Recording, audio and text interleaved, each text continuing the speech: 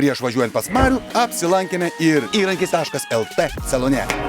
Tai ne varpai skamba, tai įrankis LT tau sako, jeigu reikia kažkokių tai įrankių namuose, kieme, tau nebūtina juos pirkti, tu gali juos išsinuomuoti. Aš žinau, ko man reikia, o man specialistai patars, kvalifikuotai viską pasakys ir įduos išnuomos. Man vietelė jau rezervuota, gali rezervuotis ir tu. Labą dieną. Gerą dieną. Kas čia yra įrankių valdovas? Aš. Aš iš karto žinau, ką kreiptis. Malonu, Audrius? Malonu, Stasys. Stasys, žinokit, nesakyčiau, kad problema, gal džiaugsmas mane čia atvedė. Žinau, kad čia pas jūs yra įvairiausių įrankių. Galima pasirinkti. Viskas gera, kaip sakai, gera susitikti. Einam, susitiksim, pasižiūrėsim. Mažiau galbūt daugiau darbų. Teisingai. Va tokia mūsų karalystė pilna įrankių. Nu, čia galva gali apsisukti. Kitam kartu, jeigu norėsit, kad viskas greičiau būtų, galite užsakymą pateikti internetu, atvažiuosit, bus viskas suruošta, pasiimat ir išvažiuojat. Suktuko greičiausiai reiks. Reikės? Šlifuoklio. Reikia. Ekscentrinio. Reikia.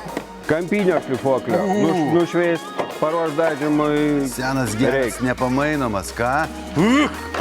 Na ir medienai pjaustyti skersavimo pjūklai. Jeigu dirbat ten, kur nėra elektros, įmat akumuliatorinį, ten, kur yra, priklausomai nuo to, kokio pjovimo gilis reikalingas, įmat didesnį, mažesnį. Bet tai čia atvažiavus, gal reikia daug labai visko numotis, ar čia gali vieną įrankį sinuoti? Kas įdomiausia, jūs atvažiuojat, pasakot, ko jums reikia, išgeriat kavos puodelį ir jūsų laukia užsakymą. Man patiko.